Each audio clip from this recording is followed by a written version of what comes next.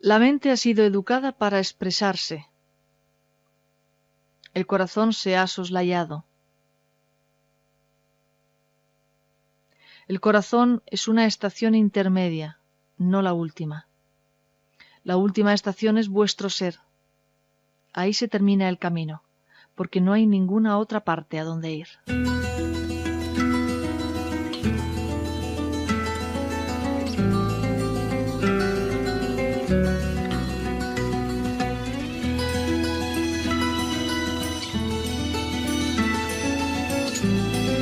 La voz de la noche, con Marilón López Garrido.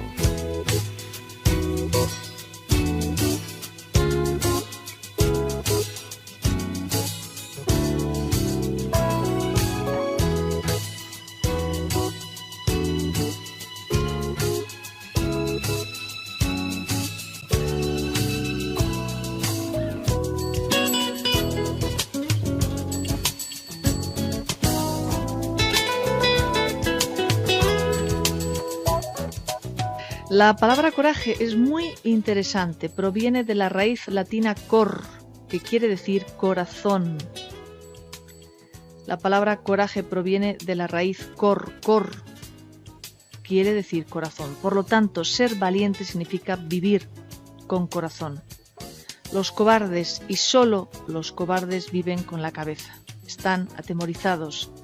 Se rodean de la seguridad de la razón. Atemorizados cierran todas las ventanas y las puertas y se esconden detrás.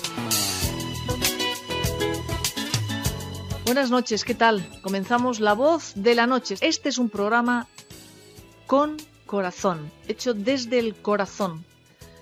Hombre, lógicamente hay que dirigirlo con la mente, pero está hecho básicamente con el corazón y con una única intención, el que todos nos sintamos más felices, mejores, mejor, el que podamos aceptar y entender lo que nos está sucediendo y llevarlo de la mejor manera posible. El que no todo se acaba aquí, que hay mucho más, el que somos una mente, un intelecto y un montón de membranas dentro de un cuerpo físico. Pero más allá de todo eso, somos un alma que adopta una actitud corporal para estar en este plano de seres humanos, de seres sólidos y de seres que se intercambian, se relacionan y a veces se matan unos a otros sin sentido. Coraje, no lo olvides, corazón y coraje.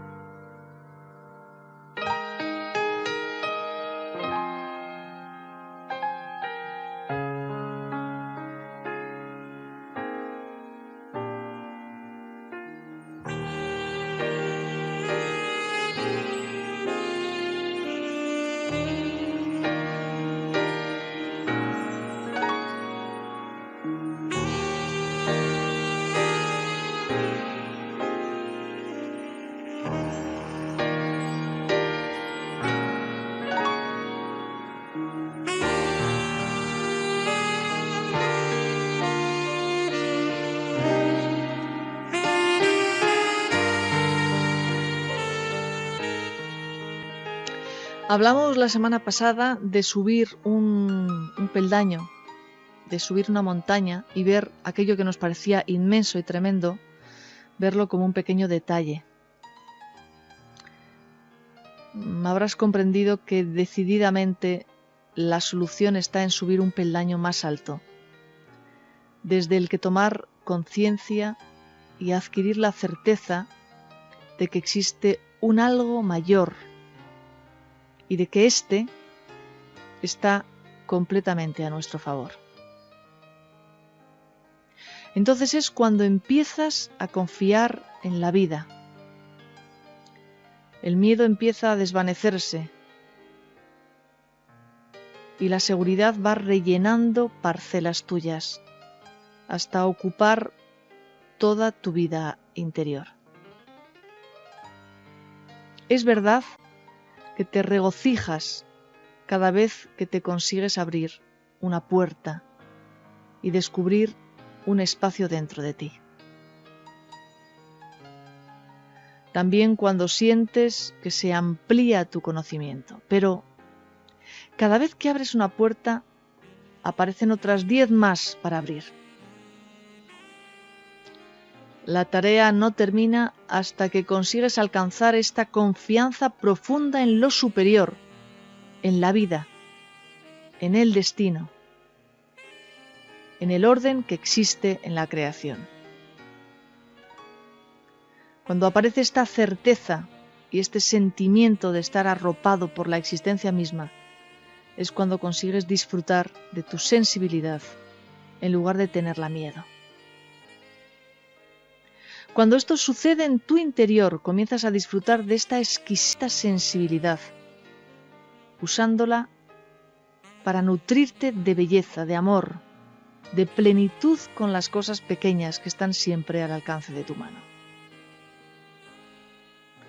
La calidad de tu vida pasa a ser otra, nueva y vibrante, sin que tengas que estar feliz por algo concreto. Simplemente sientes una alegría espontánea que no se produce por nada externo, sino que brota desde dentro.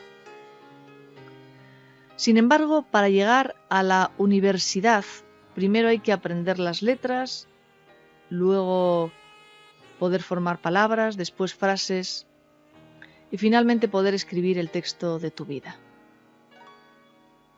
Es a través de este aprendizaje que tu sensibilidad va a cumplir su verdadera función. La percepción de algo mayor que está apoyado en tu crecimiento. La sensibilidad existe para que puedas percibir lo que vive más allá de los ojos físicos y de los sentidos.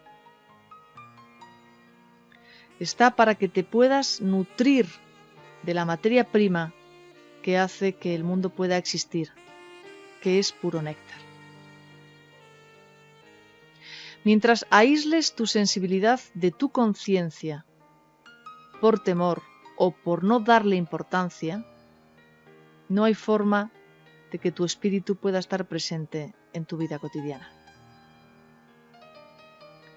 La sensibilidad está para que puedas hacer una lectura adecuada del tipo de energía presente en cada momento, en cada situación y en cada persona. Es importante saber que al igual que la vitalidad, la sensibilidad, si no es usada, por ser una energía viva y tener una función específica que cumplir, en lugar de trabajar a tu favor, pasará a ir en contra tuya.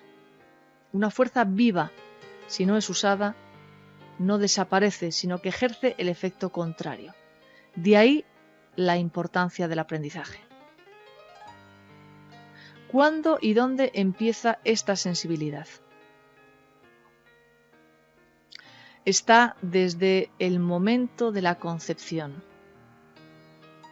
Continúa en el útero materno, en tu nacimiento, en tu primera infancia, en tu adolescencia y en tu madurez. Y hasta se refuerza en la vejez. En una palabra, es un trozo tuyo. Se puede decir que es tu identidad, lo que tú eres realmente. Cuando la usas a tu favor para percibir lo que hay más allá del mundo físico visible, te ofrece 1000 regalos. Cuando la temes y tratas de desactivarla, sigue funcionando y empieza a grabar todos los acontecimientos marcantes de tu vida, independientemente de que sean grabaciones positivas, o sea, las placenteras, o negativas, las dolorosas. Es una capacidad que no para de trabajar, no para de registrar y que no hay forma de frenar. Crea siempre. ¿Qué tal crear con ella felicidad?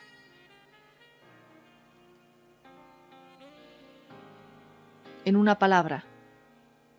La misma energía que sirve para liberarte sirve también para encarcelarte, según sea tu comprensión y relación con ella. De ahí la enorme importancia de usar adecuadamente esta orquídea exquisita y sublime de tu jardín.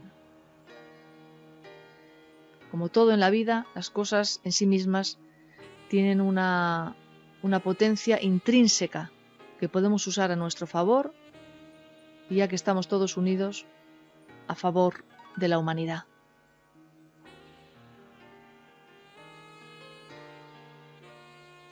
Desde la misma concepción, la sensibilidad ya está presente, ahí dentro de ti, ocupando un espacio que te acompañará durante toda la vida. Cuando hacemos una regresión al momento de la concepción, tenemos todos la capacidad de percibir el clima, la energía dentro de cómo y de qué manera fuimos concebidos, la gama de colores de ese momento. Y todo puede variar de un amor sublime y total hasta una falta total y absoluta de amor, de un respeto absoluto a violencia. Tu sensibilidad no es inmune a este momento inicial. Su característica principal es que registra y guarda las impresiones. Hoy día tienes el privilegio de poder escoger lo que quieres que registre tu sensibilidad dentro del amplio menú que ofrece la vida. La vida misma te ofrece esta opción y respeta tu decisión al pie de la letra. Ahora mismo puedes darte cuenta de que esta capacidad es una riqueza y también una herencia natural. Pero es importante saber que para poder usar a tu favor este enorme poder hay que tener el know-how adecuado. Saber que existe aquí y ahora esa fuerza dentro de ti constructiva.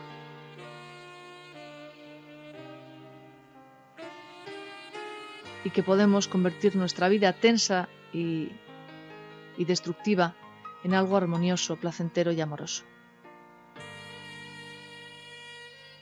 ¿Quieres hacerlo? Vamos a hacerlo todos y todas juntos.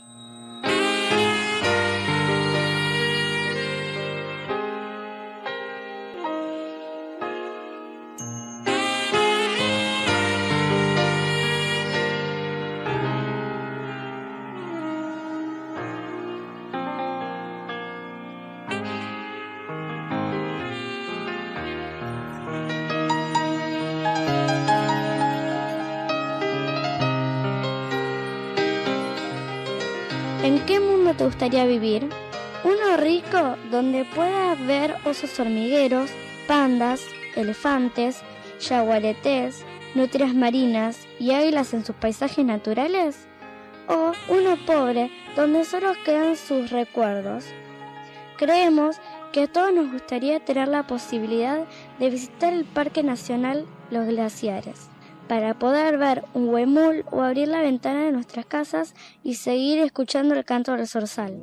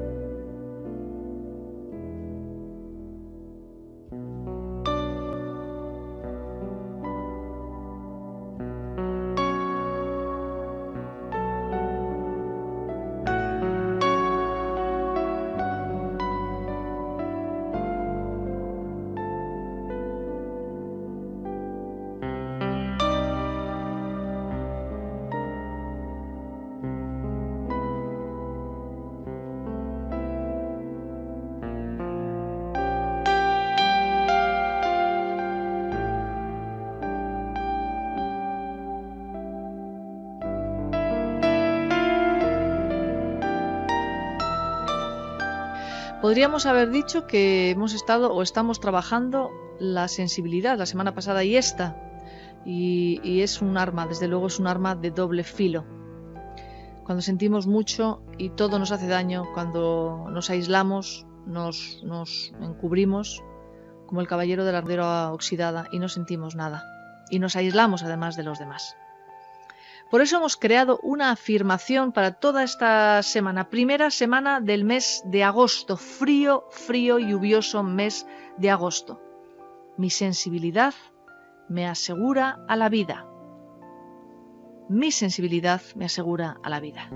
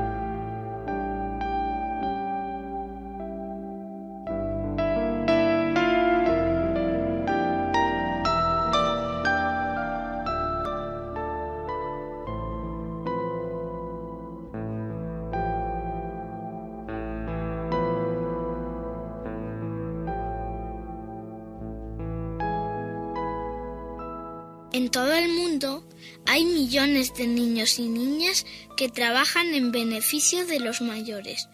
A eso se le llama la explotación de la infancia. Para que seamos unos adultos sanos, tenemos que tener una infancia feliz. No dejes que exploten a los niños.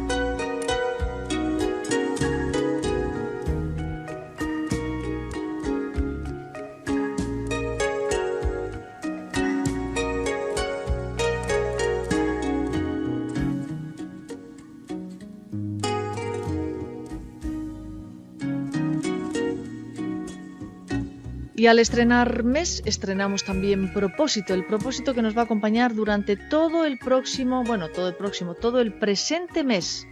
Un propósito que tiene como intención fundamental el que nos hagamos cargo del calentamiento del planeta y de los problemas que todo ello está llevando a cabo. ¿Qué queremos hacer? ¿Qué queremos que hagas? Bueno, pues lo que queremos es que si ves una luz encendida, lugares comunes, Bueno, por supuesto en casa está muy bien hacerlo, pero sobre todo lugares donde a ti no te cueste económicamente y sin embargo ayude al planeta, que es apagar luces, aires, en este caso acondicionados no es el caso, pero sí calefacciones o calefactores o aire caliente, innecesario, o sea, todo lo que sea una energía innecesaria o una energía que puede ser sustituible en aquel momento por la nada, por no hay nada. Bueno, pues eso es lo que queremos que tú hagas. El que apagues para sumar, no para restar. Y cuando lo hagas, interiormente repitas el mantra por la tolerancia, la paz y la sanación en el planeta Tierra. Apago la luz que está gastando energía y repito, por la tolerancia, la paz y la sanación en el planeta Tierra.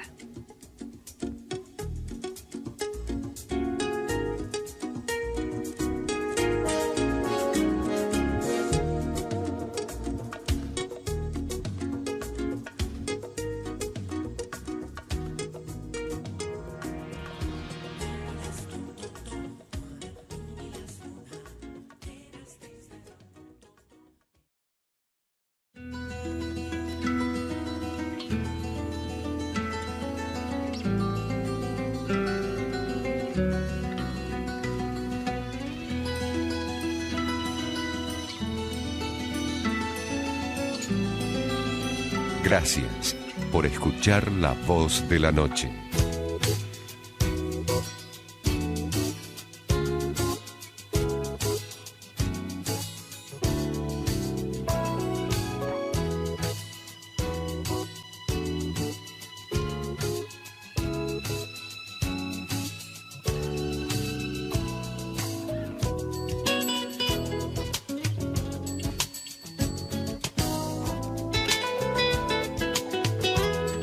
El caos siempre es bueno. El orden siempre suena a muerte. Del caos brotaron las estrellas, del orden solo Adolf Hitler. Así que yo no tengo ningún problema con el caos. En cambio, cuando todo está en orden, acaba siendo un campo de concentración. El caos es precioso. El caos es la libertad. Estás viviendo en una de las épocas más maravillosas. Lo viejo está desapareciendo, o ya ha desaparecido, y se ha reducido el caos. Porque fue gracias al caos que nacieron las grandes estrellas. Tienes la oportunidad de crear un nuevo cosmos, una oportunidad que solo se presenta de vez en cuando, muy raramente. Tienes la fortuna de estar vivo en los tiempos críticos de crisis. Así que aprovecha esta oportunidad. Entramos en nuestra segunda hora de La Voz de la Noche, con el ABC de nuestra iluminación, el diccionario de crecimiento personal que define el caos de una manera maravillosa. Dice, es lo bueno. El orden siempre suena a muerte. Dice, del caos nacieron las estrellas. Buenas noches, bienvenido, bienvenida. Si te acabas de incorporar, este es un programa de crecimiento personal, de autoestima, es un programa de autoayuda, es un programa en el que los perdidos intentamos por lo menos unirnos para hacer fuerza y encontrar el camino de regreso a casa. Esa es la idea. Un segundo, estamos hablando de sexualidad y grafología.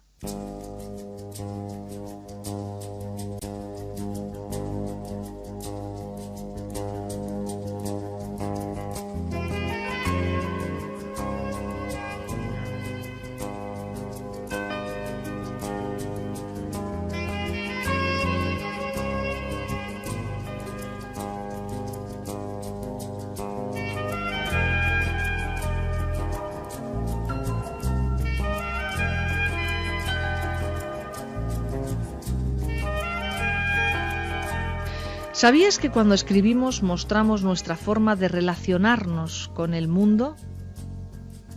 Y que un manuscrito tuyo puede revelar de qué manera vives tu sexualidad, que en las letras y en la manera de escribir estamos ahí expuestos y que se nos puede leer, se nos puede ayudar, que se hace terapia con ello. Esta noche he querido traer a la radio a uno de mis mejores amigos, al margen de su profesionalidad, que no tiene para mí duda alguna, y de los años que llevamos colaborando juntos. Carlos Ramos Gascón es un entrañable y muy, muy, muy querido amigo. Carlos, buenas noches. Hola Marilo, buenas noches. Buenas noches. Bueno, vamos a ilustrar esta noche el tema de la grafología, la sexualidad y la grafología, lo que la letra cuenta sobre ti. Y lo hacemos con Carlos Ramos Gascón, que es vicepresidente por Madrid de la Sociedad Española de Grafología y autor de un libro que tengo aquí en la mesa, Grafología, Sexualidad y Pareja. Carlos, ¿realmente a través de la grafología, a través de la letra, tú puedes saber cómo es una persona? Sí, siempre cuando se tenga en cuenta que la grafología es un test de personalidad, como puede serlo también el test de las manchas de tinta del rosa u otros test proyectivos. Pero en la realidad la grafología es el test probablemente más difícil de aprender a interpretar, aprender a calar a la persona a través de su letra, de su forma de escribir. Ahora bien, una vez se consigue dominar esa fascinante técnica, podemos en efecto saber cómo es la persona cuya escritura estamos analizando, cómo se siente normalmente, sobre todo en el momento de escribir, como se habló antes, cómo es su sexualidad, qué puntos fuertes y flacos puede tener en principio para su relación de pareja. Y en suma, el conjunto de su personalidad. Hay que tener en cuenta que escribimos cómo nos sentimos, escribimos cómo actuamos. Lo que decías antes de la autoestima. Yo prefiero enfocar la cosa en la forma en que la persona se puede vivir a sí misma al mismo tiempo que se relaciona con los demás. Es decir, hasta qué punto yo, por ejemplo, me estoy relacionando con una persona, contigo, me encuentro a gusto o a disgusto conmigo mismo al mismo tiempo que me estoy relacionando contigo. Ese es un punto fundamental. Lo digo porque con el tema de la autoestima, también la autoestima versus la sexualidad, ha habido bastante confusión. ¿Cuál es la diferencia entre leer la personalidad a través de la grafología, a través de la letra, y la firma? ¿Por qué se le da tanta importancia o se le ha dado tanta importancia a la firma? Ya, imagino que lo que quiere decir es qué diferencia hay entre el texto, el conjunto del manuscrito, y lo que en grafología denominamos el conjunto firma rúbrica, es decir, lo que coloquialmente se llama firma. Generalmente en el texto lo que vemos es la versión social, también muy importante, de la persona, es decir, cómo nos manifestamos socialmente. En cambio, en el conjunto firma rúbrica, debería ser como el broche íntimo de nuestra personalidad, se refleja principalmente cómo somos de verdad en nuestro foro interno, en nuestra vida íntima de relación. Dentro del conjunto firma rúbrica hay que distinguir la firma y la rúbrica. La firma a nivel de la interpretación sexual, la firma se revela cómo es nuestra sexualidad de verdad, no como la representamos en la vida social. Y en los arabescos de la rúbrica se refleja cómo nos gustaría, es decir, el mundo de la fantasía, cómo nos gustaría que fuera esta sexualidad. Es un mundo muy interesante de interpretar. O sea que realmente tú estás en el banco, el señor de al lado está firmando un talón y tú le estás pillando por dónde va. Bueno, algo de eso hay. Algo de eso hay, ¿verdad? Pero también es verdad que hay un poco de mito. La razón es la siguiente. La interpretación grafológica influye en muchas variables. Entonces, en un talón, por ejemplo, sí, no se firma por razones de espacio, claro. Es una cosa bastante excepcional desde el punto de vista de las dimensiones del documento. No se firma en la realidad igual que en un documento, pues, por ejemplo, en una carta que se dirige a un ser querido, los padres, un amigo, etc. Y luego hay un espacio normal. Hay que dejarlo claro porque la gente cree muchas veces que un garabato o 4 palabras escritas pues en una servilleta de cafetería o una firma en el DNI, en el documento del DNI, un documento oficial o en un cheque bancario. Eso revela una especie de rayos X que pudiésemos tener en grafología. Revela las profundidades más íntimas de la persona y eso no es verdad. Hay que controlar un conjunto de variables, que tenga un espacio adecuado, que el útil que se emplee sea embelesado, que la postura en la que escribe sea la correcta, la normal, y luego sobre todo la presión, es decir, la superficie sobre la que se apoya el documento, no sea una superficie dura, irregular como esa, sino que haya un colchón determinado. En estudios experimentales utilizamos un colchón de 10 folios y hacemos escribir sobre el 1/10. Es decir, en grafología es muy difícil, en realidad, controlar todas las variables implicadas. ¿Qué relación tiene la escritura con la sexualidad? Relación real. Yo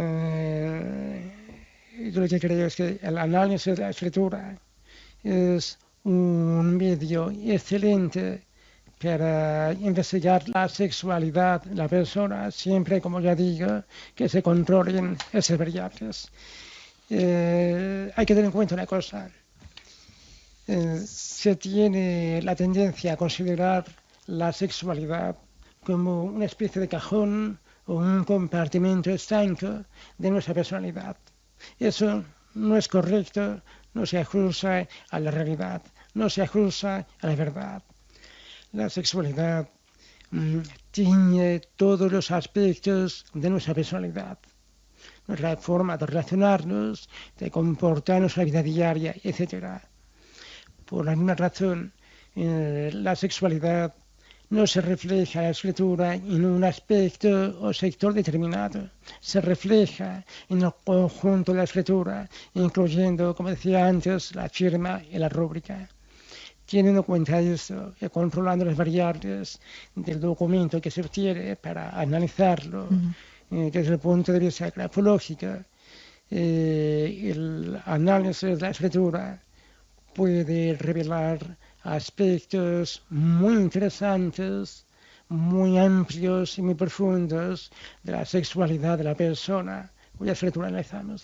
¿Por dónde empiezas cuando tienes el texto y vas a hacer una interpretación grafológica con respecto a la sexualidad, que es en donde nos estamos centrando? En la realidad no empezamos por ningún aspecto en particular. No empezamos por un sector determinado de la escritura y menos aún una letra específica.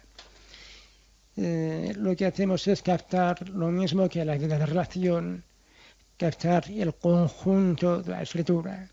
Hay un aspecto del que se habla muy poco, pero que los alumnos de las clases en realidad entienden de forma inmediata. Es lo que se llama el nivel de la forma.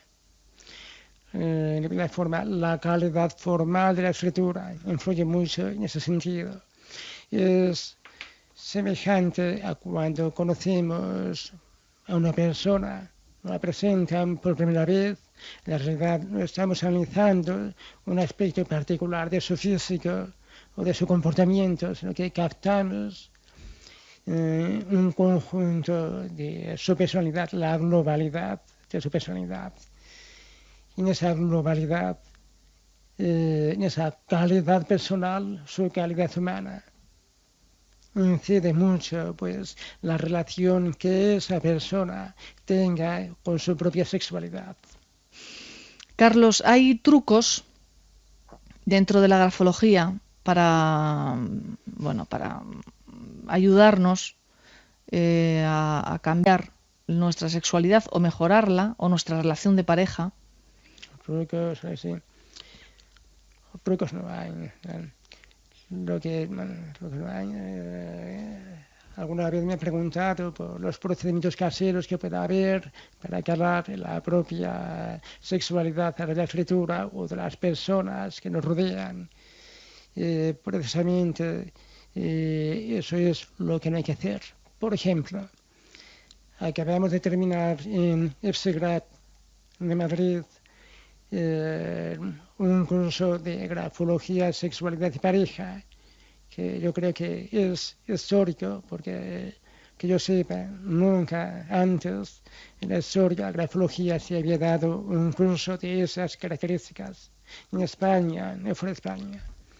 Entonces, en ese curso lo que hacemos es analizar sistemáticamente todos los aspectos escriturales en función de la interpretación sexual. Ahora bien, lo primero que yo digo a los alumnos es que no se embarquen en hacer estudios caseros, por así decirlo, de la grafología en función de la interpretación sexual hasta el final del curso, cuando estén debidamente preparados.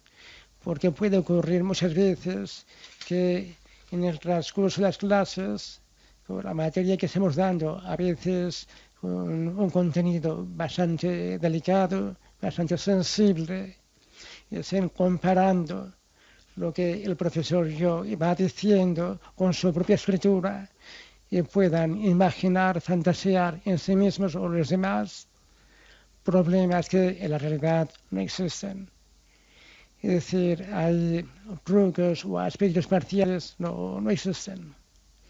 Y cambiando nuestra manera de escribir, ¿podemos cambiar nuestras relaciones sexuales? Bueno, hay que hacerlo, es lo que se llama la grafoterapia. Cabe esa posibilidad. Lo que ocurre es que hay que hacerlo de una determinada manera. Eso quiere decir que la persona que dirija la grafoterapia tiene que saber muy bien qué es lo que está haciendo, qué terreno pisa.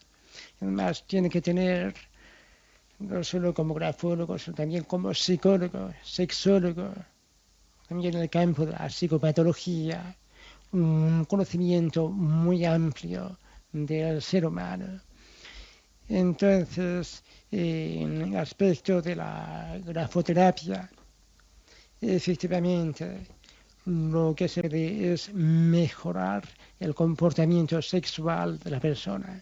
Ahora bien, es decir, comportamiento sexual, me refiero a la sexualidad en sentido amplio, porque ocurre en nuestra cultura que se suele confundir la sexualidad con la genitalidad. Uh-huh.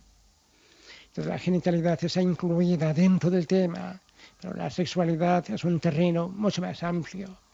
Eso quiere decir que, por ejemplo, la grafoterapia en realidad lo que puede y debe hacer es ampliar la base de seguridad personal, de capacidad de relación que tenga la persona consigo misma y con los demás.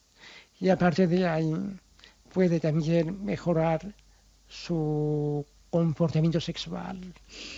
¿Y puedes, viendo dos rúbricas distintas, de entrada más o menos saber si esas dos personas son compatibles o incompatibles o van a tener muchos problemas de pareja?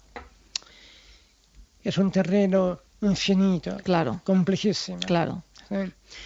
porque como yo tengo escrito en algunos de mis libros, la vida de pareja es posiblemente el aspecto de las relaciones humanas más complejo que hay, incluso todavía más complejo que la mera relación familiar. Entonces, no se puede establecer en ese sentido unas reglas fijas. Lo que sí es verdad es que en muchos casos se puede decir, se puede determinar qué personas, en sentido negativo, lamentablemente, van a tener conflictos muy significativos en su relación de pareja, sea cual sea la otra pareja. Por ejemplo, concretando, cuando en una persona, y eso en la escritura se ve con bastante facilidad, predomina el egoísmo. Eso se ve. Claro, el egoísmo es uno de los factores más negativos en cuanto a pronóstico para la relación de pareja.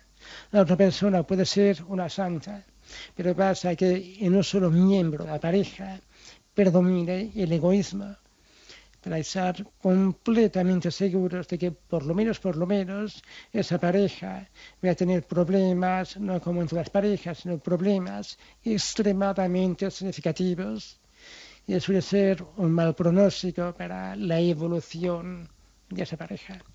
Y hay algunos conceptos básicos de la grafología, los acentos, el palito de la G. Bueno, en el terreno de la grafología y en relación con la investigación de la sexualidad, ocurre que se ha hecho mucho mito de la letra G minúscula. La G es una letra, sí. Considerándola erróneamente como la letra de la sexualidad. Eso es una falsedad completa. Yo me he encontrado en la consulta, por ejemplo, personas que desde todos los puntos de vista hacían unas Gs perfectas y sin embargo presentaban unos problemas muy fuertes, muy determinantes en cuanto a su sexualidad y dentro de su sexualidad a su genitalidad. Es decir, no tiene escape. En cambio, se puede ver la disfunción sexual y genital que tenían en otros aspectos mucho más amplios, pero también muy concretos de su escritura, como por ejemplo la ligación entre las letras, la presión muy importante. ¿Hay alguna letra que sea la letra de la sexualidad?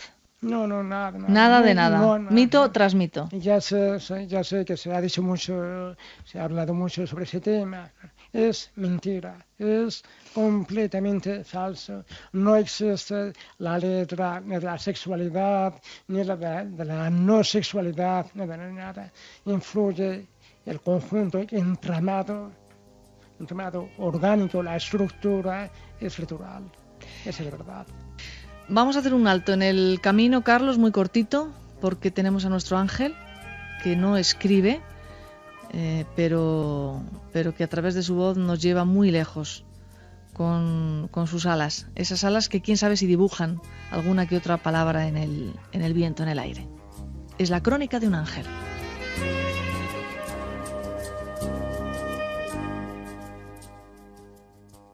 Por la tolerancia, la paz y la sanación en el planeta Tierra.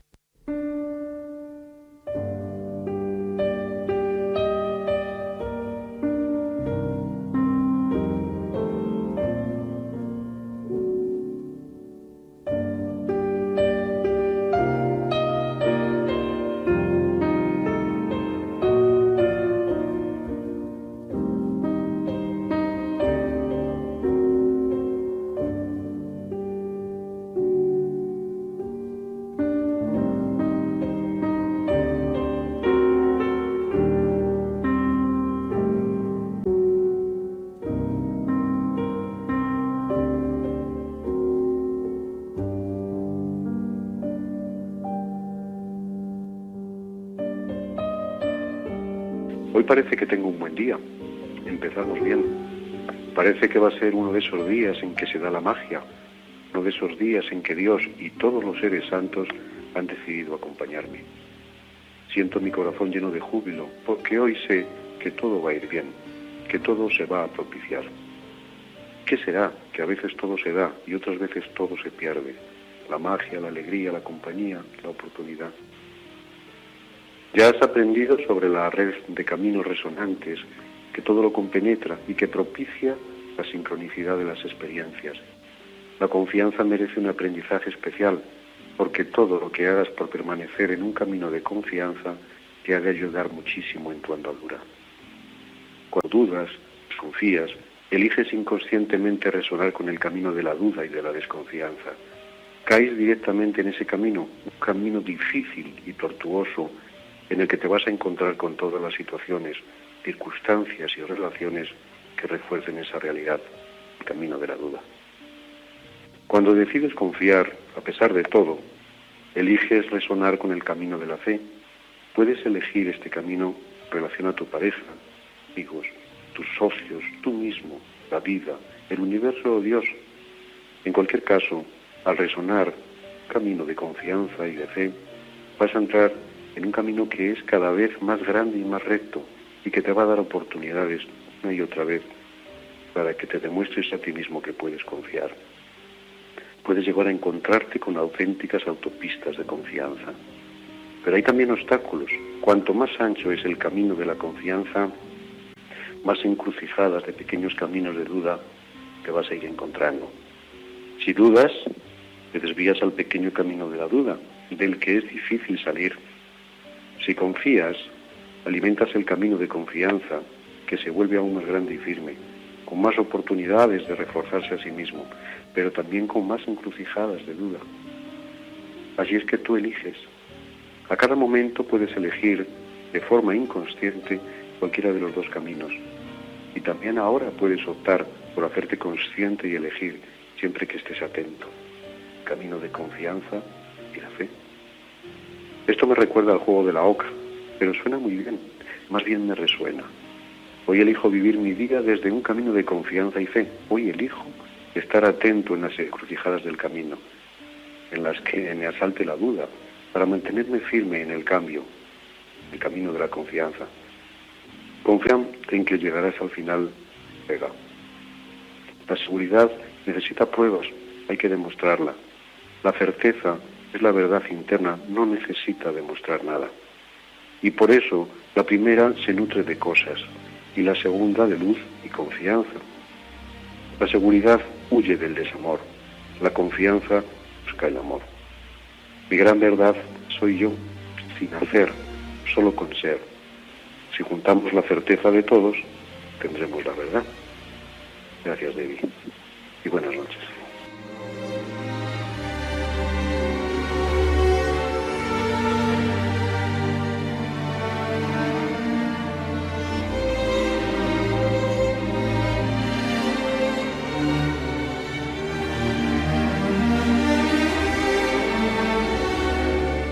En principio no hay mucha diferencia entre una persona cobarde y una valiente.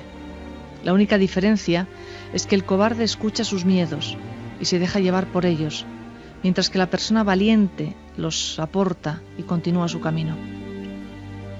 La persona valiente se adentra en lo desconocido, a pesar de todos los miedos. Es la crónica de un ángel.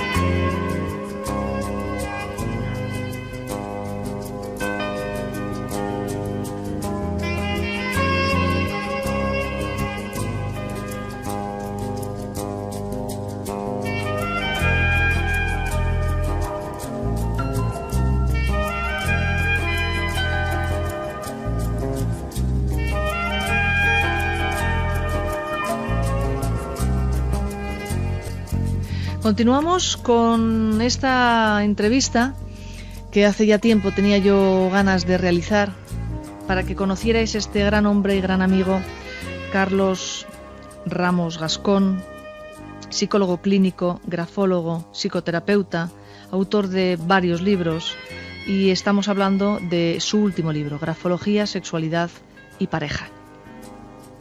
¿Nos puede decir la grafología mucho de la sexualidad o aspectos? La sexualidad forma parte del conjunto de la personalidad. La grafología puede explicar con bastante precisión cómo funciona la sexualidad de esa persona. El problema está en que en realidad no existe la sexualidad. Lo que existe son sexualidades. ¿Qué quieres decir? Claro, en función de la interacción de cada persona con otra persona. O sea, que una persona no es de una determinada manera sexual, así es, sino que dependiendo de con quién esté, tiene un tipo de sexualidad. ¿A eso te refieres? El contexto relacional. El contexto relacional. Es que hay una cosa que me gustaría dejar muy clara. En realidad, yo creo que hemos mitificado la sexualidad por razones socioculturales, económicas, en nuestro contexto histórico. De eso tiene mucha parte de culpa la Iglesia Católica. Es así. Entonces ha habido una mitificación de la sexualidad, en tanto que genitalidad, etcétera, etcétera, por la cuenta que les traía. La realidad auténtica, les guste o los desguste, es que sexualidad es comunicación y comunicación es sexualidad. Es así. Eso quiere decir que precisamente en el análisis grafológico se ve con mucha claridad que las zonas escriturales de comunicación coinciden con las zonas de sexualidad, de forma tal que cuando vemos a través de la escritura o de la observación clínica unas personas que tienen dificultades en su vida de comunicación, es decir, de relación, sabemos, damos prácticamente por supuesto, siempre con una gran certeza, que tienen también dificultades significativas en el área sexual. Sexualidad es comunicación, comunicación es sexualidad. Por ejemplo, personas que son promiscuas. Ayer estaba yo hablando con un amigo mío que es gay y me hablaba de que él se sentía un extraño dentro del mundo gay porque no es una persona promiscua, en fin, no va a locales donde todas las noches se tienen y se mantienen relaciones sexuales. Si tú agarras un grupo de personas que son promiscuas, felizmente promiscuas, ¿tendrían las mismas características grafológicamente, Carlos? ¿Habría rasgos en común? Bueno, la verdad es que me haces una pregunta trampa. Bueno, no lo sé. Porque vamos a ver, uno de mis caballos de batalla es la manipulación del lenguaje. Sí. Cuando se habla, claro, cuando se habla más de amor, de felicidad, de promiscuidad y tal. Cuando hablamos de amor, exactamente, ¿qué queremos decir con eso? Cuando hablamos de felicidad, autoestima y tal, exactamente, ¿qué queremos decir con eso? Cuando hablamos de promiscuidad, ¿qué queremos decir también con eso? Yo, a propósito de la promiscuidad, por ejemplo, concretando, recuerdo ahora una historia del Zen. Dos monjes van por el campo, dos monjes Zen, que se encuentran a una chica joven. ¿Tú conoces la historia? Sí, esa historia que vas a contar. Que está esperando que alguien la ayude a cruzar el río. Sí.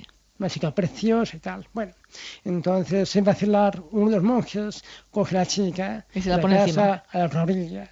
Vale. Eso. Los monjes continúan su camino campo a través, como monjes mendicantes, en un silencio cada vez más espeso. Hasta que el otro le pregunta: oye, hermano, ¿por qué has cogido a la chica en brazos, la has cruzado a la otra orilla? Bueno, sabes que nuestras reglas no nos tienen prohibido. Y el otro respondió: hermano, yo he cogido a la chica, he dejado en la otra orilla, pero tú todavía la tienes encima. Efectivamente. En el interior de tu mente todavía no la has soltado. Efectivamente. Entonces, vamos a ver a qué jugamos. en el tema de la promiscuidad, guste o desguste, la realidad es que hay que tener un enfoque evolutivo, comprender cómo ha sido nuestra herencia genética, desde la época ancestral, la época del hombre, las cavernas. ¿Vale? Hay un libro muy interesante que yo recomiendo a todo el mundo de Jared Diamond, porque es divertido el sexo, que lo explica. En nuestros genes, en la realidad, llevamos inscrita la promiscuidad. Le guste a la sociedad patriarcal o no le guste a la Iglesia Católica o no les guste. Esa es la verdad. Otra cosa es que por razones socioculturales y económicas se haya intentado, casi siempre de forma inútil, poner una horma. Eso pone un poco puertas al campo. ¿Vale? Ahora, en el tema de la promiscuidad, lo que ocurre es que con arreglo a qué vamos a considerar a una persona promiscua. Por ejemplo, yo he conocido personas, algunos de ellos han salido del seminario, que efectivamente estaban continuamente fantaseando cosas sexuales con una obsesión terrible, que a veces no les podía dejar dormir, por ejemplo. No tocaban a nadie. Vivían técnicamente, objetivamente célibes, pero sin embargo internamente estaban de sexo, fantasías que no podían refrenar, con unas obsesiones terribles que les hacían sufrir, el sexo hasta las cejas. Vamos a ver, normalmente el tema de la promiscuidad se refiere actualmente al tema de la sexoadicción. Con la sexoadicción, que efectivamente es un problema serio, grave, pero no por el sexo en sí, sino por la estructura obsesivo-compulsiva de fondo. Entonces, claro, esa persona, lo mismo que podía tener sus rituales obsesivo-compulsivos respecto del sexo, cambio contra de parejas, masturbación compulsiva, lo que sea, también lo podía tener referido a otra cosa. Entonces la gente suele confundir los siguientes signos: promiscuidad, sexoadicción o libido alta con una excelente capacidad de satisfacción. Eso es distinto. Generalmente cuando hay una conducta promiscua se suele conectar con la sexoadicción, que normalmente entraña en realidad una conducta compulsiva sobre la base de que la persona no es capaz de alcanzar una adecuada gratificación sexual, lo cual implica que son esas personas que no tienen la adecuada capacidad de relación. Pero cuando se habla de sexoadicción, la gente muchas veces se cree que estamos hablando de personas con libido muy alta, con una enorme capacidad de disfrute, cuando no es así. Las personas que tienen una libido alta con una gran capacidad de disfrute no tienen por qué ser sexuadictas. Es una cosa prácticamente incompatible. Son personas simplemente con una gran capacidad de disfrute, de comunicación, de relación con los demás. Son cosas distintas. Yo te he hecho una pregunta, tú me has hecho un discurso que me ha encantado, pero no me has respondido a la pregunta. Igual. La pregunta, la repito. Exactamente. Esas personas, me da igual, sexoadictas, promiscuas, personas que tienen problemas con la comunicación, que también te quiero preguntar a ese respecto, porque me has dicho algo que no me encaja, pero bueno. ¿Tienen rasgos comunes, un denominador común en su escritura? ¿Tendrían? La promiscuidad. Por ejemplo, pero me da igual, pongamos otro ejemplo. Sí. Ya decía yo, las personas promiscuas que yo conozco, es claro, vamos a ver qué entendemos por promiscuidad. Las personas promiscuas que yo conozco suelen ser personas sexoadictas. La verdad es que las personas sexoadictas que conozco suelen tener una clara base obsesivo-compulsiva. Y eso, repito mi pregunta, que sigues sin responderme, ¿tienen unas características en su manera de escribir iguales, similares? Sí. Vale. Suelen tener precisamente la estructura obsesivo-compulsiva. Eso también es verdad. Es decir, cuando se habla de promiscuidad, muchas veces se piensa en una persona muy desahogada, muy desenvuelta, muy espontánea. El ser humano es efectivamente muy variado, puede ocurrir, pero en la realidad se ha hecho mucho mito de eso, no suele ser así. Las personas promiscuas suelen ser personas con una base muy clara, obsesivo-compulsiva, que no encaja con personas muy espontaneas, nada, todo lo contrario. Luego me has dicho algo con respecto a comunicación. Me has hablado de la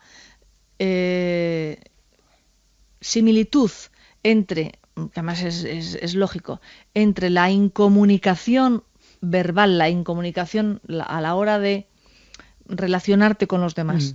Personas que tienen dificultades a la hora de relacionarse con los demás y que, por lógica y por asimetría, tendrían que tener dificultades sexuales. ¿Esto es así? Porque yo conozco casos que no. Ya. Vamos a ver, es un momento efectivamente... Puedes tener, digo yo, puedes tener dificultades en las comunicaciones y en las relaciones personales, pero sexualmente muy al contrario, como complemento o como vía de escape de tu necesidad de comunicación, ser activo y además bueno sexualmente, afectivo, bueno. Comprendo por demás. Es un mundo, en la realidad, enormemente complejo. Como hemos comentado antes, la realidad, sexualidad es comunicación, sí. Comunicación, sexualidad. Lo que ocurre es que, dada la complejidad del ser humano, también es verdad que no se puede hacer fáciles reglas de tres. Pero la experiencia lo que dice es que las personas que tienen dificultades significativas en la habilidad de comunicación, de conexión emocional, en su interacción con los demás, la conexión emocional, interacción no solo verbal, sino también no verbal, ojo, que es un componente muy importante. La mayor dimensión de nuestra interacción con la gente es de tipo no verbal, suelen tener dificultades significativas en el área sexual, área de sus relaciones sexuales. Lo que ocurre es que hay matices, por ejemplo, sobre todo en el caso de los hombres, hay hombres que, por ejemplo, dicen con mucho orgullo que yo sexualmente funciono muy bien, me lo dicen con unción. Eso muchas veces corresponde a lo que en psicoanálisis se denomina personalidad fálico-narcisista. Claro. Entonces, en realidad, las personas no se relacionan con su pareja, se relacionan con sus propios genitales de forma narcisista. Eso es distinto. En el caso concreto de esos hombres, porque con la mujer puede ocurrir de forma distinta, y suele ocurrir así. En el caso concreto de esos hombres, cuando nos entrevistamos con sus parejas, resulta que la pareja no está tan de acuerdo. Claro, ahí está la cosa. No está tan de acuerdo de que la relación sexual sea tan maravillosa como el hombre, fantasea. En nuestra cultura, unas cosas que han causado, yo creo que mayor dolor, mayor incomunicación, es el enorme cultivo del machismo, el enorme engreimiento que se ha inyectado al hombre, la falocracia, el coitocentrismo. No, señor. Una interacción sexual, a nivel que sea, simplemente relacional, genital o lo que se quiera, implica una relación de un yo con un tú, de un tú con un yo, una relación fluida, en un plano de igualdad, de respeto. Entonces, claro, hay mucha gente, sobre todo hombres, que confunden los términos. Entonces se dicen, como yo genitalmente, sobre todo si son muy jóvenes, funciono muy bien, ningún problema. En ese sentido, se equivocan, lo tienen. No hay más que interrogar a sus parejas. ¿De dónde voy? Entonces, En ese sentido, es completamente cierto que para que haya una auténtica satisfacción en las relaciones sexuales, genitales, íntimas, en el contexto de pareja, tiene que haber una verdadera capacidad de comunicación, es decir, de generosidad, es decir, no estar preocupado por uno mismo. Claro. Se rinde, no rinde, o funciona o no funciona genitalmente. Sexualidad es generosidad también. Y todo eso lo puedes ver en la grafología, Carlos. Sí, sí, sí. Concretamente, es que esto es como una realidad poliédrica que se puede expresar de muchas formas. También se puede decir que sexualidad es generosidad, perdón, capacidad de donación, es decir, generosidad. Entonces, cuando vemos a través de la escritura, por ejemplo, una persona en la que predomina el egoísmo, unas conductas regresivas, podemos tener la práctica certeza de que tiene muchas carencias en su vida de relación sexual íntima, con toda seguridad. ¿Qué casos puedes contarnos has resuelto? Porque claro, cuando alguien va a verte, una pareja va a verte y tú haces un estudio grafológico, es para resolver problemas. ¿Cómo se resuelven esos problemas a través de la grafología? Bueno, los problemas de pareja, probablemente no se pueden resolver por la grafología. La grafología lo que hace es ayudar a aclarar los puntos fuertes en los que se debe apoyar la interacción de pareja y también los puntos débiles que hay que fortalecer, rectificar o vigilar. A partir de ahí se trata de establecer una relación terapéutica, una adecuada orientación de pareja. Entonces, en ese sentido, el análisis grafológico de ambos miembros de la pareja constituye muchas veces una brújula, una hoja de ruta para que efectivamente puedan ir mejorando su capacidad de relación. Lo que ocurre es que lamentablemente hay que ser realistas. En muchos casos las diferencias, incluso de ese temperamental, que eso ya no se puede modificar, son tan grandes, tan irreductibles, que en esos casos lo mejor para evitar que la pareja siga sufriendo cada vez más con más de lo mismo, se recomienda que se separen. Pero en la orientación en terapia de pareja, unas cosas que hay que ver, además de la generosidad, es la mutua capacidad de adaptación, es decir, de flexibilidad personal que puedan tener ambos miembros de la pareja. Entonces, en tanto que haya una por lo menos mediana capacidad de generosidad, de donación y de flexibilidad, adecuada capacidad de adaptación, de generosidad, hay una posibilidad de recomponerla. Uno de los factores que hay que vigilar es que en una vida de pareja el componente sexual, genital, íntimo es muy importante, porque si no sería una relación genérica de buenos amigos, por ejemplo, o de familiares que se quieren mucho, pero nada más. Ahora bien, la experiencia dice que las parejas que llevan un tiempo significativo, pues es muy difícil establecer una frontera de, por ejemplo, medio año, sin establecer contacto sexual, son muy difíciles de recomponer. Las relaciones sexuales íntimas son el cemento de la casa, cordón umbilical, por así decirlo, de la comunicación de pareja. O sea que una pareja con poca sexualidad es una pareja sin vida. Es claro. También hay que comprender que de la misma forma que cada persona es un mundo, cada pareja con mayor razón lo es. Claro. Entonces, hay parejas, también depende la edad, la fase vital, si tienen hijos en edad adolescente, por ejemplo, que influye mucho, pues hay parejas que necesitan tener mucha intimidad sexual y otras menos.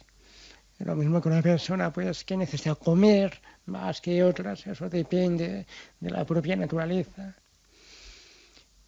Pero yo creo que en el fondo toda pareja, aunque es una cosa que puede fluctuar a lo largo de las fases vitales, toda pareja en el fondo sabe qué medida de sexo íntimo necesitan para mantener ese conjunto biológico que es la pareja.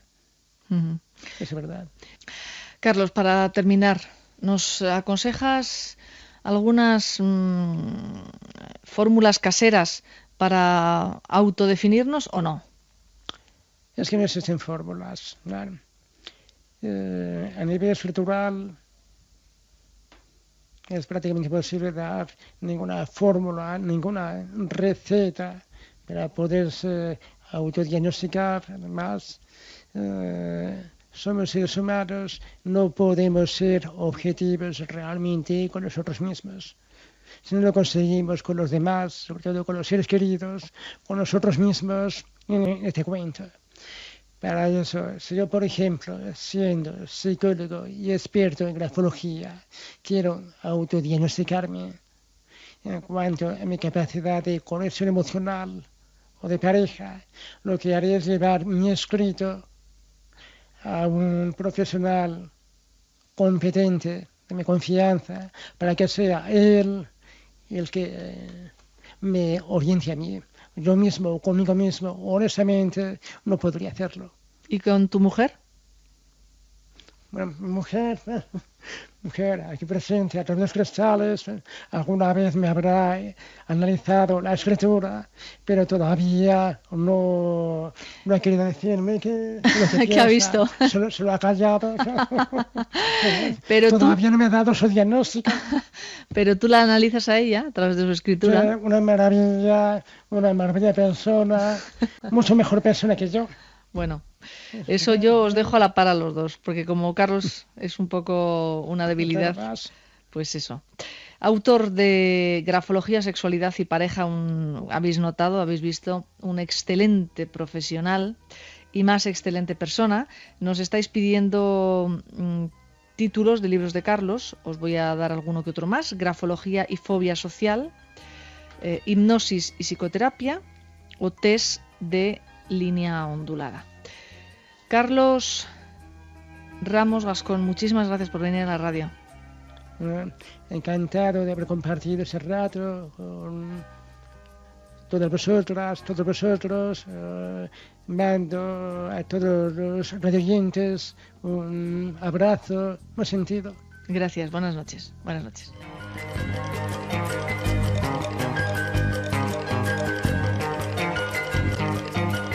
Escucha una voz interior. Porque no eres solo tú quien busca la verdad. La verdad también te busca a ti. La voz de la noche, con Mariló López Garrido.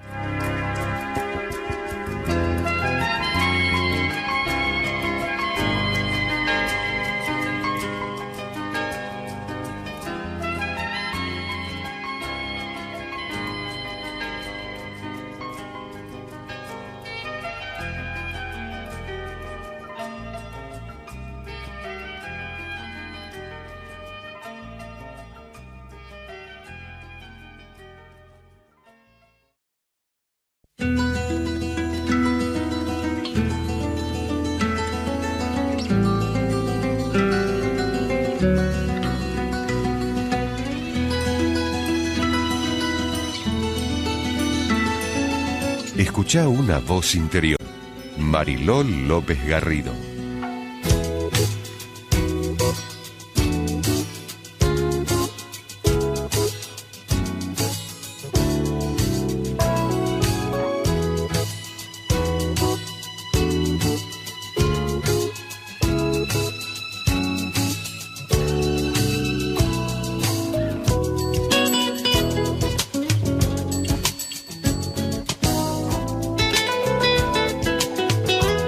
Ni siquiera podéis ver a la otra persona siendo feliz con alguien por un minuto.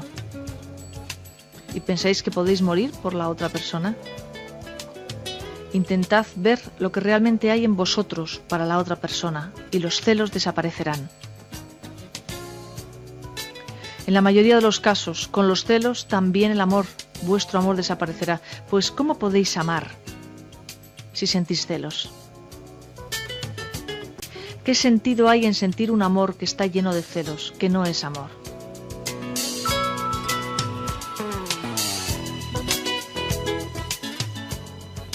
Una pequeña referencia, una pequeña cita sobre los celos que nos ha parecido interesante para comenzar esta última hora de programa. Si dejáis los celos a un lado, si desaparecen los celos, también desaparecerá el amor que sentís, porque no podéis realmente sentir amor si estáis sintiendo celos. Bueno, pues eso es lo que viene a decir esta pequeña cita. Entramos en nuestra última hora de radio. Tenemos por delante las huellas de lo sagrado y nuestra meditación, porque hoy, al estrenar mes, estrenamos Animal. Así que, bienvenido y bienvenida. Este programa se llama La Voz de la Noche. Estamos hasta las 2 de la madrugada.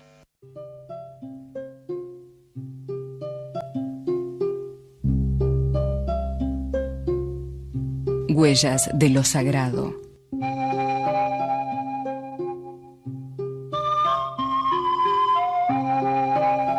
La energía va dejando su huella a lo largo de nuestra vida, como los pasos van marcando nuestro camino en la arena. Huellas de lo sagrado, porque cada momento de nuestra vida tiene un sagrado cometido.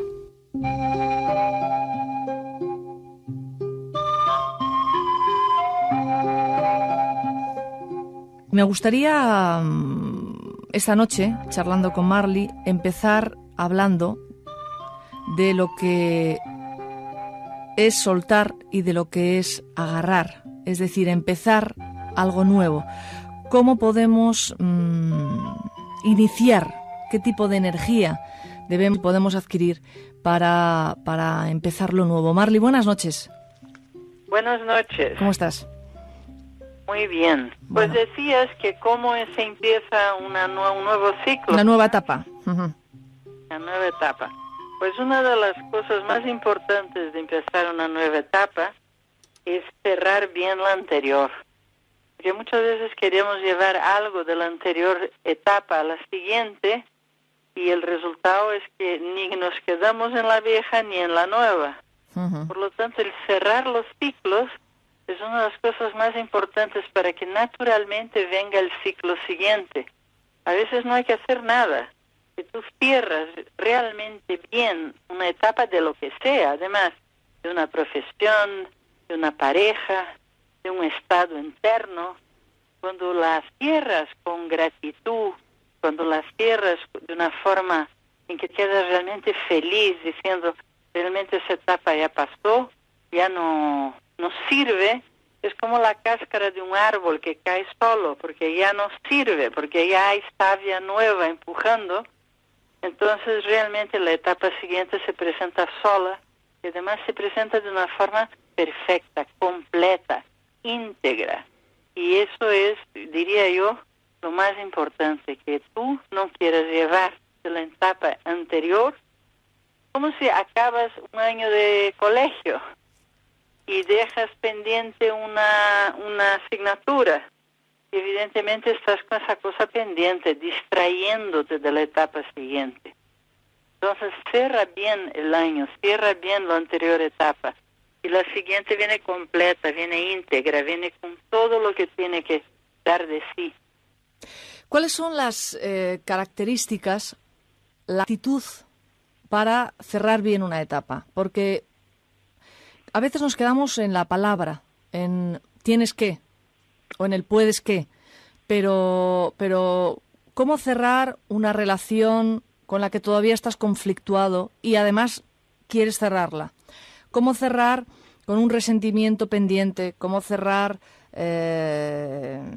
con una etapa laboral que ya no quieres, o quieres tener una actitud distinta en tu lugar de trabajo, quieres ser más respetado.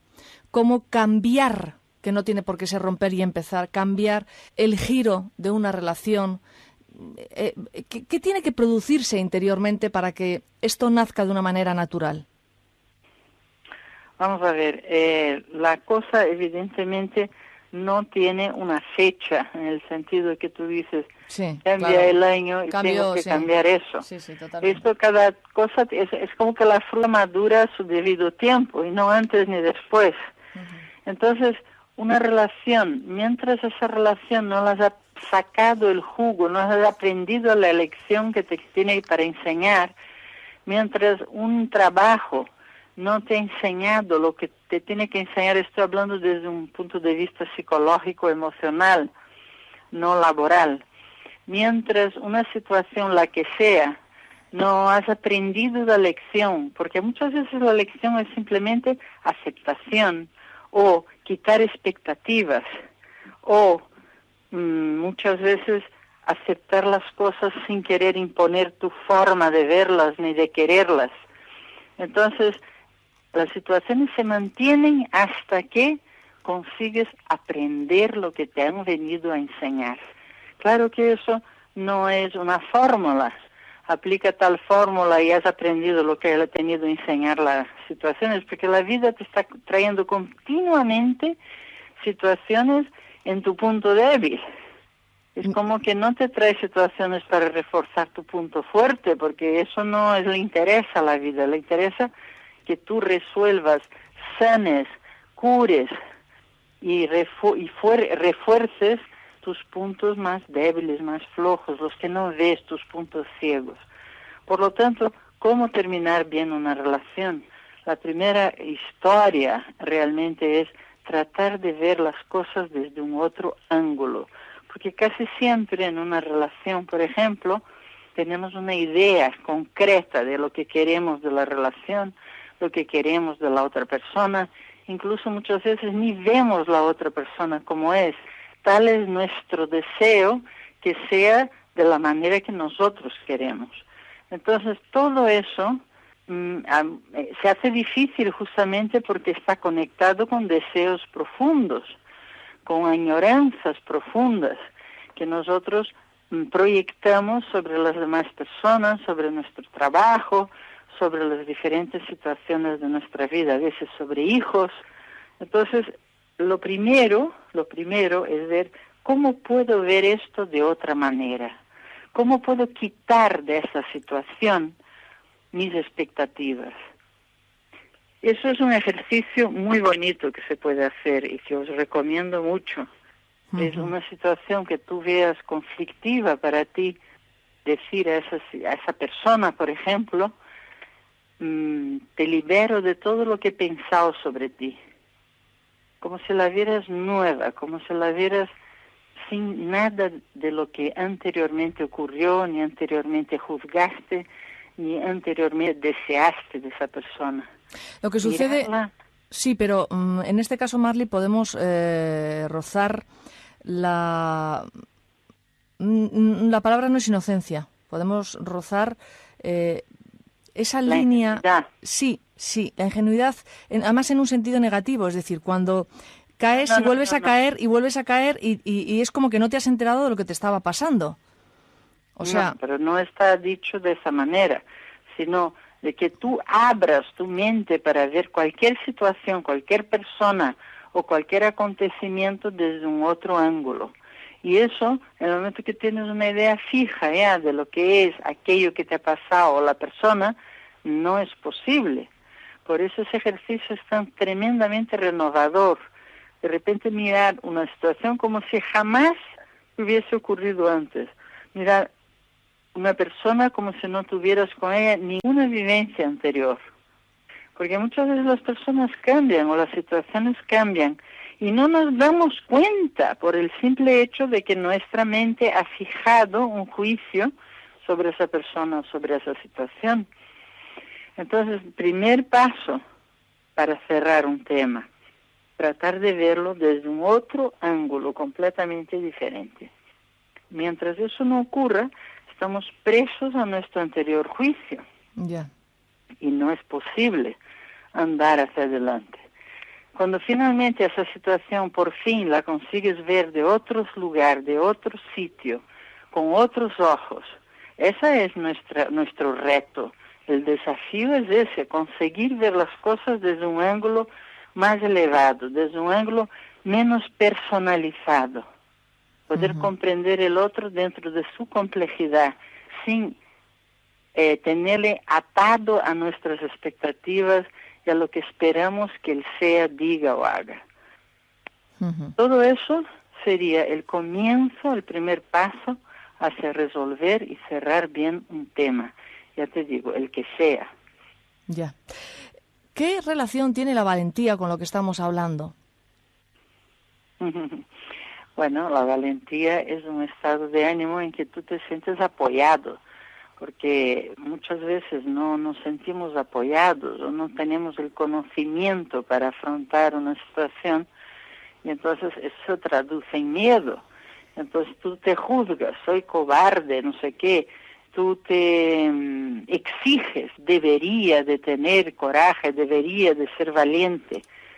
Pero ¿cómo cerrar ese ciclo anterior de miedo o de falta de seguridad? ¿Cómo cerrar eso para poder valientemente afrontar cualquier situación? Como digo, casi siempre el miedo viene de falta de apoyo. Cuando una persona se siente sola o se siente rechazada, no siente que tiene alguien con quien puede contar, alguien que le apoya, alguien que le va a estar a su lado. Eso pasa mucho con los niños que fueron muy rechazados y muy abandonados, son niños que se sienten luego con mucho miedo, porque no tienen ese apoyo emocional que nos da seguridad al fin de cuentas. Y la otra razón casi siempre de la falta de valentía viene de la falta de conocimiento. Si tú no tienes el saber necesario para afrontar una situación, si no tienes la dirección, si no tienes la enseñanza, muchas veces las personas fallan estrepitosamente en relacionamiento y en diferentes situaciones y se sienten sin recursos porque nadie nunca les enseñó. Si tú has pasado toda tu vida viendo a una madre negativa y siempre mirando el lado oscuro de las cosas, o un padre ausente, evidentemente no tienes ningún modelo de positividad, ningún modelo de salida, ningún modelo de afrontar una cosa con optimismo. De ahí que todo eso tiene que ser resuelto para que puedas afrontar la cosa de otra manera y sobre todo saber que la vida siempre apoya aquello que va de acuerdo a ella. Siempre que sea una iniciativa vital, toda la fuerza de la creatividad está a tu lado, apoyándote. Lo que pasa, dando fuerza. Marly, lo que pasa es que hay personas que en un estado de miedo y sintiéndose cobardes actúan con valentía. Bueno, eso lo llamamos una contrafobia. Una contrafobia o un huir hacia adelante. Pero tiene tiene un valor enorme. Es decir, tú, aún teniendo miedo, te montas en el avión. Aún teniendo miedo, inicias una relación. Eso es muy relativo. Por ejemplo, en las guerras, los héroes, hay un estudio hecho sobre los héroes de guerras y casi siempre se encontró que hay un porcentaje altísimo de contrafóbicos, de soldados que tenían tal cantidad de miedo que se lanzaban a lo loco y acababan haciendo cosas heroicas. O sea que eso es un hecho real y verdadero que existe, ¿no? Pero luego hay un trabajo sobre sí mismo que efectivamente da un resultado muy grande cuando tú empiezas a trabajarte. Por ejemplo, si tienes una fobia, por ejemplo, a pasar por un túnel, la gente que no consigue pasar por un túnel, entonces se puede llenar de valentía y atravesar el túnel o decir a 2 o 3, llevarme a la fuerza, pero por eso no se cura la fobia, ¿me explico? Sí, perfectamente. O sea, hay cosas y cosas. Sí. Entonces muchas veces si tú haces un trabajo interior y descubres por qué tu niña interior no tiene miedo a pasar un túnel oscuro, puedes resolverlo desde un otro lugar completamente diferente. No sé si estoy de acuerdo contigo, Marley. ¿Cuál? Que no sé si estoy de acuerdo contigo. ¿No? No. Por ejemplo, en el caso del túnel. ¿Las cosas se resuelven lanzándose? No creo que las cosas se resuelvan. Bueno, en parte sí se resuelven lanzándose, pero quiero decir, por ejemplo, en el caso del túnel o en el caso de montar en avión, de subir en avión. Cuando tú te has subido en avión, en vez de 10 veces, 50, 25, 75 o 100 por tu trabajo, como es el caso de personas que tú y yo conocemos, la fobia se reduce, porque la práctica te demuestra que no pasa nada. Claro. Entonces, ¿qué ha sucedido? Que tú has actuado desde una contrafobia, pero eso te ha dado una experiencia que te ha reducido la fobia. En el caso del túnel, tú dices que me digan atraviésalo a la fuerza. Bueno, pues la primera vez no, la segunda, la cuarta, la quinta, la 10ª que atraviesas el túnel, dices, pues no está pasando nada, no pasa nada. O sea, en la contrafobia... En el caso de atravesar el túnel se puede hacer, o viajar en avión. Pero, por ejemplo, tú conoces el caso, porque te lo he contado, de una pianista que no conseguía acercarse al piano. Sí. Entonces, claro, si se acerca una pianista a la fuerza al piano, es muy difícil que pueda dar un concierto, ¿me explico? Sí. Ahí hay una cosa interior que tiene que ser trabajada, porque no es lo mismo acercarse a un piano para tocar un concierto que te atravieses el túnel 20 veces o 100 veces. Entonces, hay un trabajo interno que cuando está bien realizado, desaparece la fobia, te lo digo por experiencia. He tenido casos de literalmente desaparecer la fobia, como si nunca hubiese existido. Entonces, claro, todo es muy relativo. Evidentemente, si tienes miedo al avión y no viajas nunca jamás, eso se queda ahí intacto. Eso es real, eso es verdadero. Pero no todo se puede resolver así a la fuerza. Y hay cosas que no se resuelven. O sea, quien tiene, por ejemplo, miedo a ratones, parece una tontería, pero hay fobias impresionantes con ratones, ¿no? Por tocar y ver ratones 20 veces, bueno, te vas acostumbrando, evidentemente. Pero no es a veces el resultado más práctico y más rápido que un trabajo interno. O sea que tú dices que el asunto de nos hemos pasado de la valentía a la fobia. No sé si es exactamente el camino, porque no siempre una cobardía tiene que ver con una fobia. O miedo. Bueno, pero una fobia es un miedo exagerado representado en un objeto. Sí. Entonces tiene que ver con el miedo, evidentemente. Es un miedo patológico y que normalmente toma una representación de algo externo, ¿no? Es un miedo proyectado en un...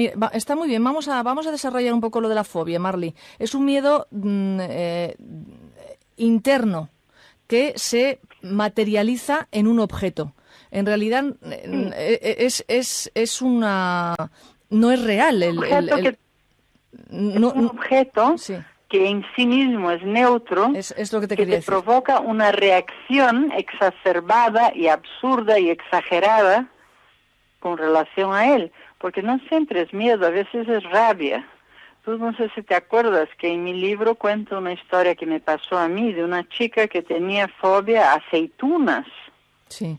Entonces ella me preguntó si habría aceitunas en la comida y le dije que aceitunas yo no sabía si iba a haber o no. Pero la vida es así, y inmediatamente había aceitunas aquel día.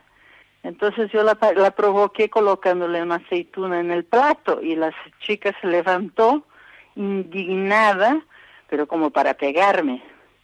Y entonces yo le dije, pero espera, ¿qué te ha hecho la aceituna? O sea, ¿cuál es la razón para tener esta ira con la aceituna? Y me dijo, no tengo nada que ver con aceitunas. Le digo, pero vamos a ver, ¿en tu familia había algo? Hombre, mi padre tenía olivos. Uh-huh. Entonces, ¿qué es lo que ha ocurrido ahí? Que la atención del padre iba a su fabricación de aceitunas y no a ella. Entonces, toda la rabia que tenía de que el padre no le hiciera caso, se lo llevaba la aceituna, porque claro, ella necesitaba del padre, no podía expresarle su indignación. Si el padre en vez de aceitunas hubiese tenido una fábrica de sombreros, la rabia iría al sombrero. Por lo tanto, es algo sustitutivo que se lleva tu emoción, sea de miedo, sea de rabia. Evidentemente todo eso va muy unido, porque la rabia de que el padre no le dé atención o dé más atención a los olivos y a las aceitunas, que está basado en que necesitas del padre para la protección. Entonces, si no le tienes, un niño que crece sin padre es un niño que crece con miedo. Claro. ¿Está más o menos explicado o no? Sí, sí. O sea que la valentía, en este caso, está muy, muy, muy directamente relacionada con la confianza que hemos vivido en nuestra infancia. Evidentemente, evidentemente. Lo que no quita, si no has tenido apoyo en la infancia, que busques apoyos, claro que sí. Que hay siempre, esa es la ventaja del adulto, ¿no? Que el adulto siempre tiene recursos que el niño no tiene. El niño no tiene recursos. Ahí donde cae, ahí le toca. Y no hay tu tía. En cambio, el adulto tiene recursos, se puede buscar profesores, se puede buscar enseñanzas, puede buscar alguien que le ayude en su trabajo interior, puede buscarse un grupo de apoyo, en fin. El adulto tiene muchísimos recursos. Si no se olvida que los tiene, los puede usar para ir poco a poco resolviendo ese tipo de temas y llegar a la valentía que todos queremos. Que en el fondo es la falta de miedo, ¿no? Marly, porque también hay valentías alocadas, ¿eh? Hay gente que entra en una especie de brote de valentía y hace cosas absurdas. Por ejemplo, en un caso de un maníaco depresivo, en una crisis maníaca, hacen cosas increíbles que tú lo ves y, bueno, valentía por un tubo, pero en realidad no es una cosa equilibrada, sino es una cosa muy destructiva.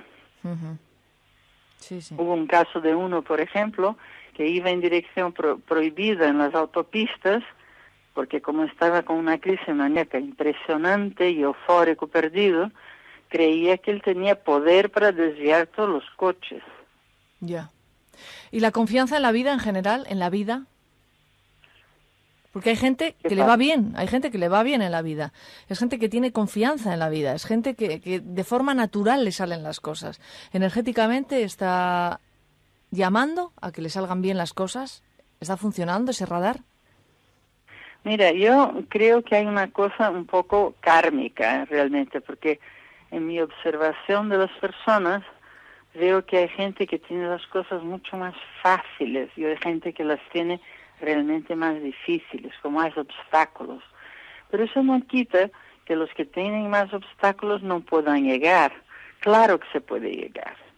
Por eso te digo, es como que vienes de esa vida en lugares diferentes. Hay gente que viene de lugares muy lejanos y muy oscuros, y gente que viene de lugares más luminosos.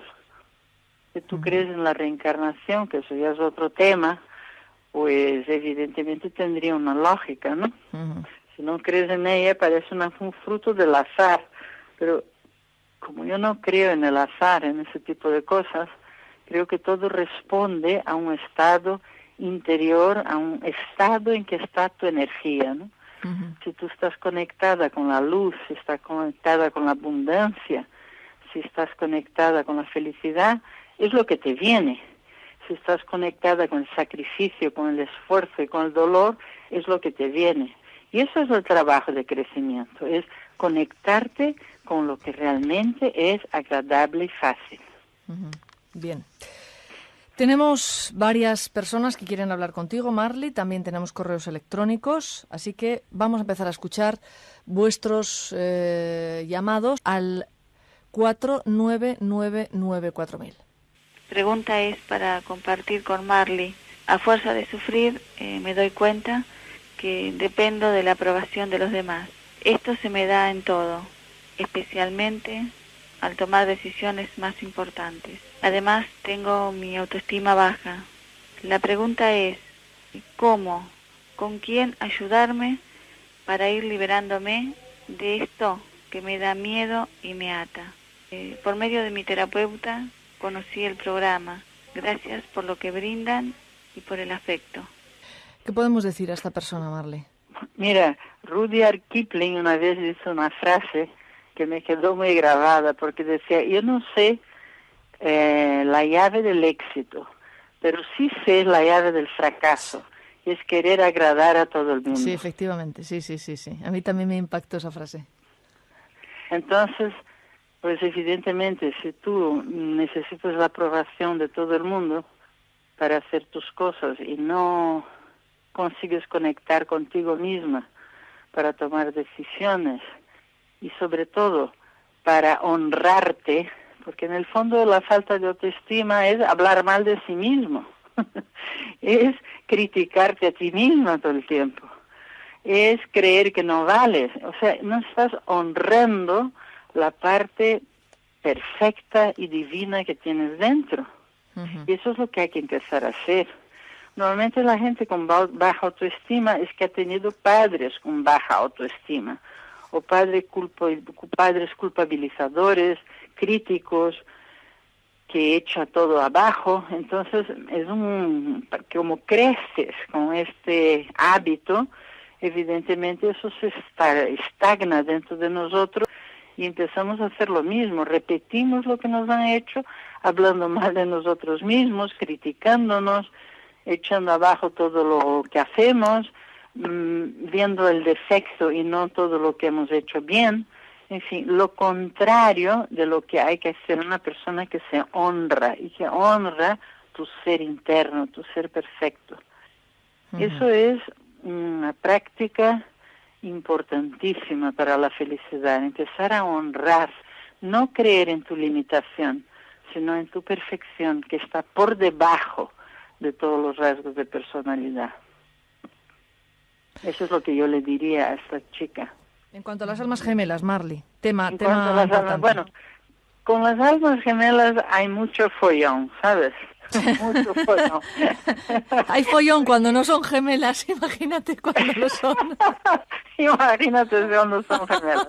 Pero bueno, el hecho es el siguiente, que yo no sé decir si se encarnan al mismo tiempo las almas gemelas o no. Vamos, ahí no me quiero meter porque no lo sé.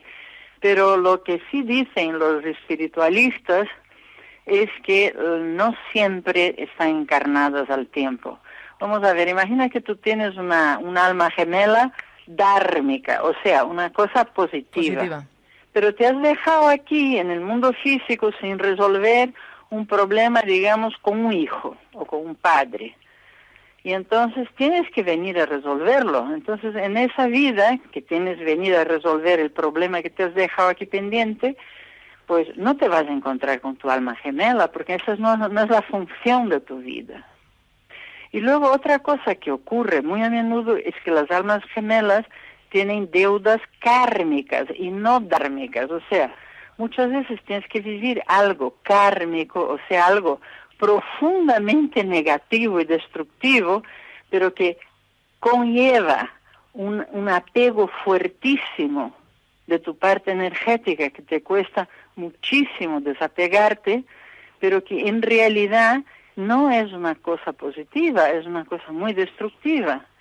Entonces, ojo con las almas gemelas, porque a lo mejor tu vida en el plano físico va a correr de una manera mucho más agradable con una alma prima y no una gemela. Porque cuanto más cerca es la cosa, más difícil y más levanta toda la parte oscura dentro de ti, ¿no? Es aquello de las... El amor... De las relaciones, el amor es una cosa tan... Sí. A ver. No, te escucho, perdóname, Marley. El amor es una cosa tan fuerte que levanta de dentro de ti parte más oscura. Esa es la realidad del tema. Entonces, hay personas que tienes una relación dármica con ellas, o sea, nunca jamás tienes un problema y te puedes querer muchísimo.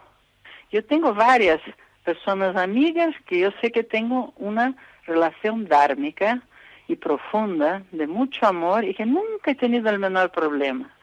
Y luego, sin embargo, están personas que tienes una relación pasional muy destructiva y que al mismo tiempo es muy cercana, porque es como una energía muy familiar a ti, muy conocida, muy íntima. Y por eso no te puedes desapegar de ella.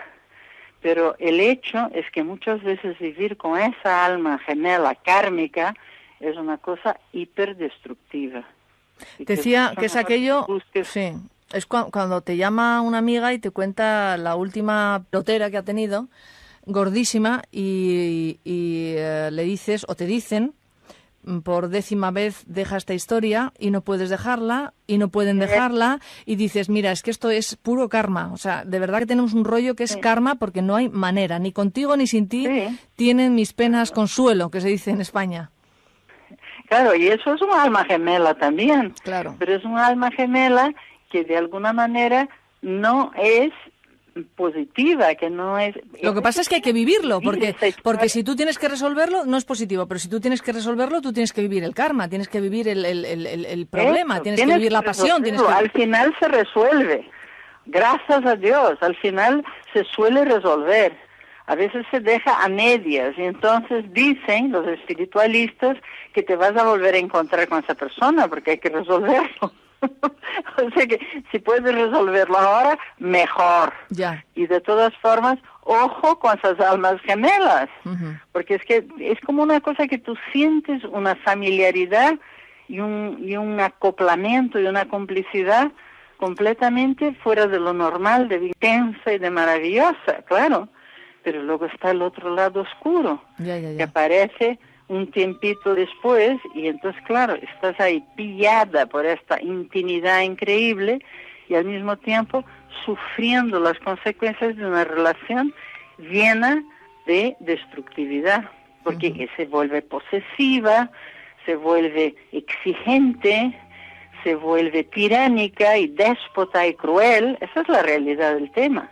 Entonces, atravesar eso es una de las cosas duras que hay en esta vida y la ha vivido casi todo el mundo alguna vez, ¿no? Por eso digo, ojo con las almas gemelas. Ya, mejor buscar una prima, una vecina. Va que arde. Una prima va que arde. Marly, nos ha dado mucho el programa porque hemos empezado hablando de cómo entrar en lo nuevo y cerrar etapas. Hemos pasado a la valentía. De la valentía hicimos o leímos un monólogo sobre la oscuridad y la luz y hemos terminado hablando de las almas gemelas. O sea que hoy hemos hecho un buen programa. Hemos estado de lo más saltarinas. Pero una cosa llevaba a la otra, ¿eh? Fíjate, así es la vida. Sí. Así es la vida. Sí. Te mando un besazo. Otro grande para ti, Mariló, y para todos los oyentes. Gracias, Marly. Buenas noches. Y para el equipo. Gracias, buenas noches. Chao. Buenas noches.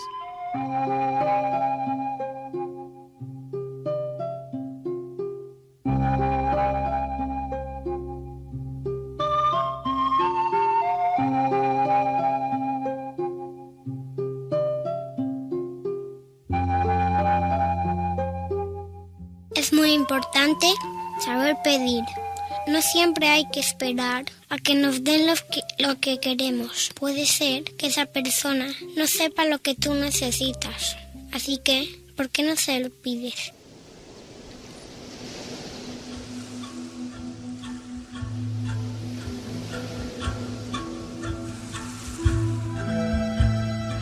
Y cerramos nuestro programa esta noche, primer sábado del mes. Lo vamos a hacer con nuestra meditación, la meditación de nuestro animal, la serpiente.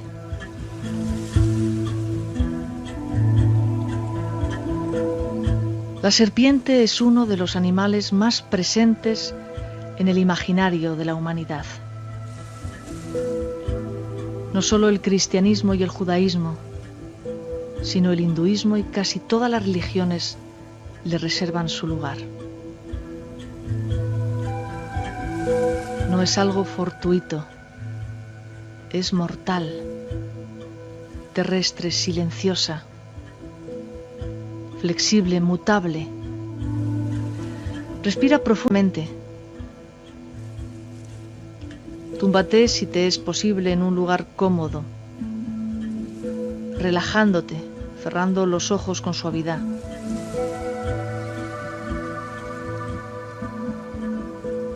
Deja que tu cuerpo sea. Escúchale. Y respirando, adopta la posición que naturalmente él te pida. Respira y suelta poco a poco todas tus tensiones.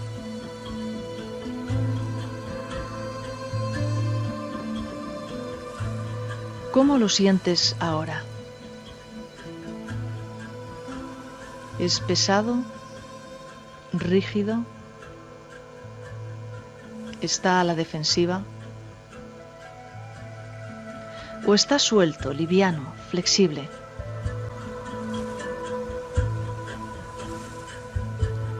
Siente las zonas de tensión y suéltalas con cariño, con ternura hasta que tu cuerpo se adapte lo mejor posible al suelo, a la manta, al colchón, a la superficie donde estás recostado, recostada.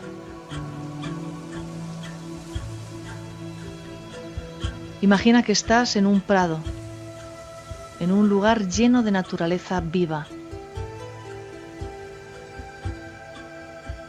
Estás tumbada ahora en la tierra, en contacto con la madre naturaleza. ¿Cómo es el suelo? La tierra de tu prado. ¿Es dura, fría, con piedras? ¿O es suave, acolchada por la hierba y las flores?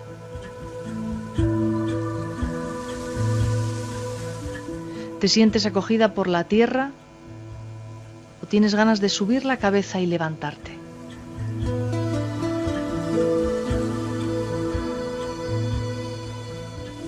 Sientes la necesidad de moverte, pero la tierra te llama.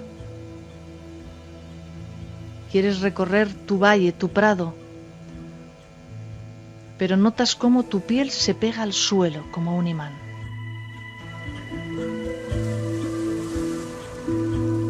Y en ese momento le pides a tu cuerpo que te enseñe, que te ayude. Poco a poco te sientes más flexible y notas cómo tus manos, tus brazos se han hecho una sola. Estás ágil, rápida, veloz. Tu cuerpo ha respondido.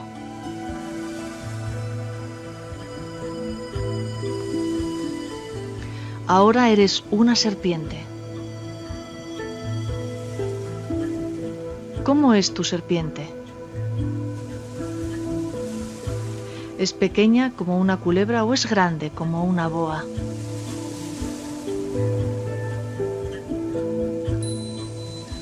¿Eres temible o te sientes como una mascota? ¿Qué color inunda tu piel? ¿Eres roja, parda, blanca, amarilla? ¿O tu piel se confunde con la tierra, sin más color que el del lugar donde estás?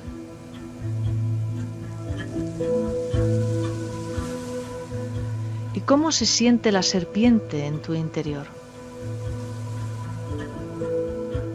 Poderosa, instintiva, sabia, escurridiza.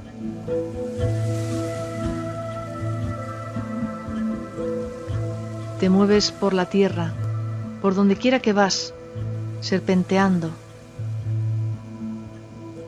Sientes en tu piel y en tu interior todo lo que te rodea. Es tu tacto, tus ojos, tus oídos, tu voz. A cada movimiento un mensaje, una sensación. Con tu cuerpo tocas las piedras, acaricias los arbustos, sientes a tu presa moverse, incluso antes de haberla visto. ¿Cómo te mueves por la vida?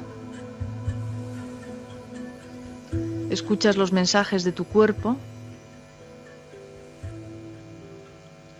Cuando llegas a un sitio, sientes en tu piel, en tus entrañas, el mensaje del ambiente.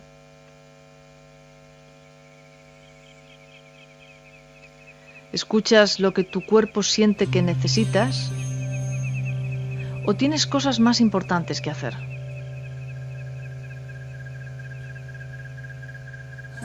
En este instante llegas a un muro en medio del prado. Llevas tiempo sintiendo, cazando, serpenteando por tu tierra, por tu vida. Ya conoces cada recodo de tu camino, cada arbusto, cada piedra, cada flor. Pero nunca hasta entonces habías llegado hasta esa pared. Con rapidez sientes con tu piel que hay un agujero en el muro. Y al otro lado, otro prado, con flores y presas que no has conocido hasta ahora. ¿Cómo te sientes frente al muro? ¿Tienes miedo de atravesar el agujero? En tu vida, ¿en qué momento estás? ¿Hay algún muro que no te deje avanzar? ¿Hay alguna situación que querrías solucionar, pero que estás postergando? ¿Qué nombre pondrías?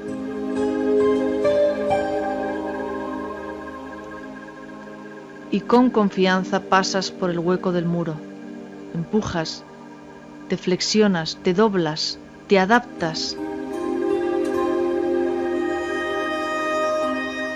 Está muy estrecho, te cuesta mucho, más a tu mente que a tu cuerpo. Y lo haces, solo había que hacerlo. Has llegado al otro lado. Tenteas a tu alrededor con curiosidad y enroscándote en el tronco lentamente, con amor y pasión, subes poco a poco, pero con firmeza. Gracias a las raíces profundas del manzano, subes hasta una de las ramas y allí, quietamente, alerta, mira el presente, tu prado, tu vida.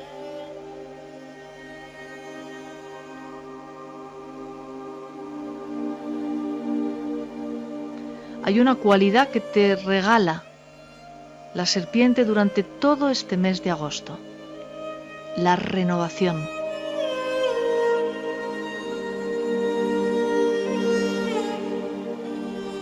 Todos tenemos, por el hecho de estar aquí, la capacidad de vivir cada día como si fuera algo nuevo, brillante, con ilusión. Pero no siempre es así. Nos cargamos con ideas, con apegos, con recuerdos del pasado. Y nos van quitando poco a poco la capacidad de verlo todo nuevo otra vez. Pero no tiene por qué ser así. Revisa tu vida, tus relaciones. ¿Dejas un espacio a lo nuevo? ¿Dejas marchar a lo viejo?